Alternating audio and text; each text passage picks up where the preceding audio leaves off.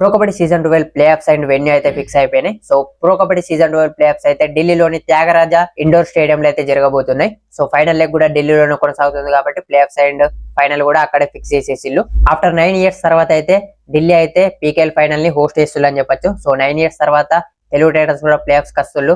So 9 years తర్వాత ఢిల్లీ కూడా finals ని హోస్ట్ చేస్తుంది. మంచి కోఇన్సిడెన్స్ వచ్చింది. ప్లే ఆఫ్స్ మ్యాచెస్ ఫార్మాట్ అయితే అందరికి తెలిసిందే. 2 ప్లేన్స్, 3 eliminators and qualifier 1, qualifier 2 final అయితే ఉంటాయి. సో ఈ విధంగా ఉంటది. ఇక డేట్స్ చూసుకుంటే ప్లేన్స్ 1 and 2 అయితే 25th October రోజు జరుగుతాయి. ఎలిమినేటర్ 1 అండ్ మినీ క్వాలిఫైర్ అయితే 26th October రోజు జరుగుతాయి. ఎలిమినేటర్ 2 అండ్ క్వాలిఫైర్ 1 27 October రోజు జరుగుతాయి. ఎలిమినేటర్ 3 అయితే 28 October రోజు జరుగుద్ది. Qualifier 2 29 October.